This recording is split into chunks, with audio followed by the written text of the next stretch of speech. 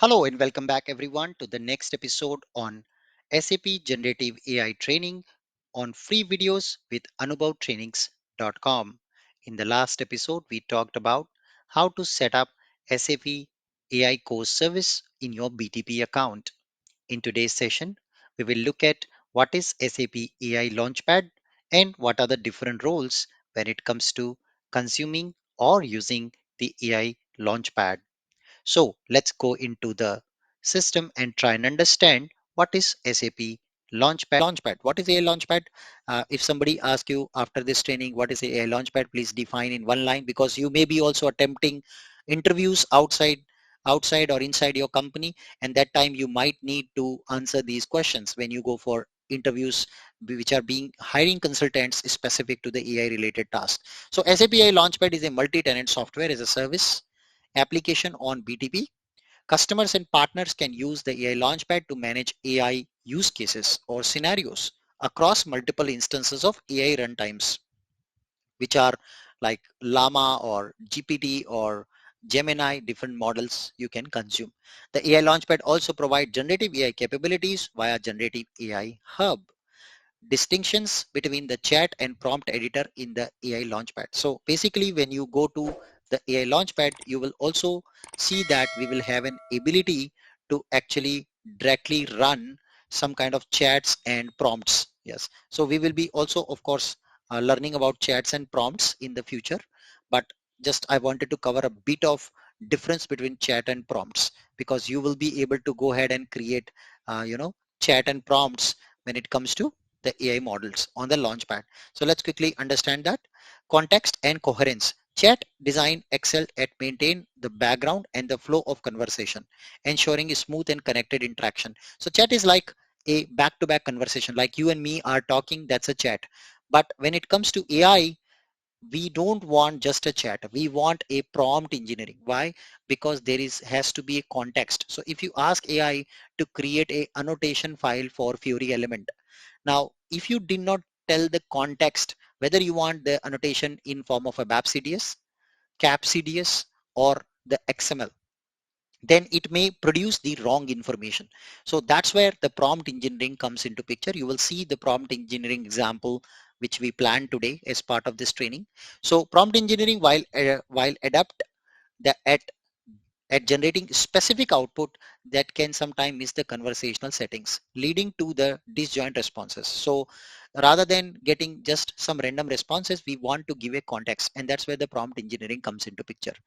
The chat versus prompt engineering, there's also versatility and adjustability.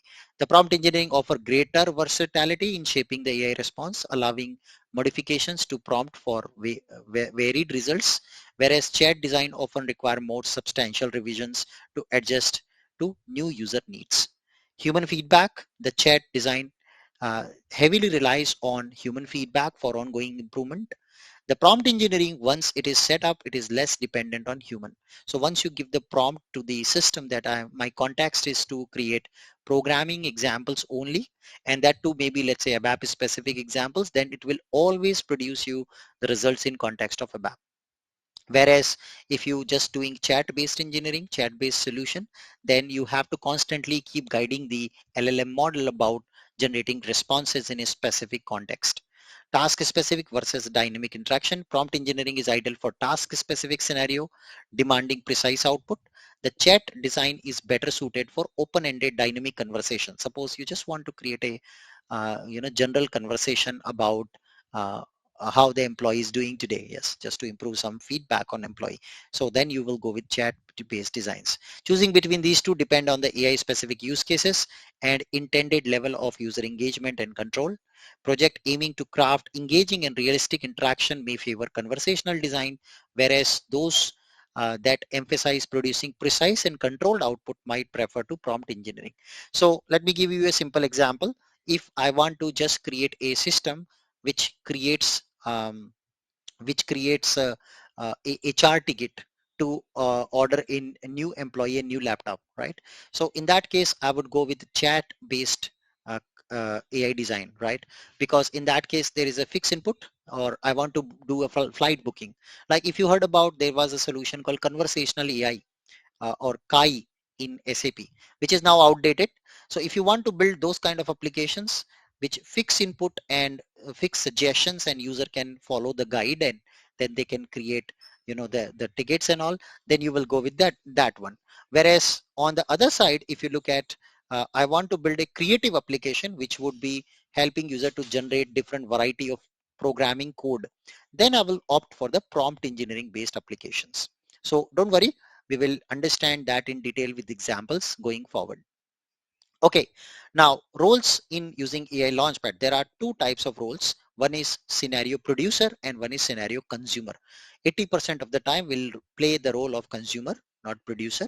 AI scenario producers such as AI operations engineers and AI engineers that are responsible for developing and productizing AI scenarios. Suppose you want to build your own LLM model, or you want to create a LLM model with complete custom parameters. In that situation, you will work as a producer with AI Launchpad. It does support that, yes. Whereas on the other side, if you just inferencing from the LLM model, then that's an AI scenario as a consumer point of view, such as business analysts subscribe to a service that offer AI scenario and consume it. The generative AI hub within SAP AI Launchpad can be used to interact with generative AI models. So you can use kind of a playground there to interact with the generative AI model, which anyway you can do individually as well on their individual platform and playgrounds. But that is the inferencing part we will be using to build our applications. With that, thank you so much for watching this video with me today.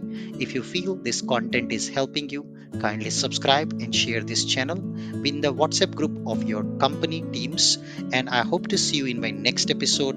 Happy learning. Till then, goodbye and see you again.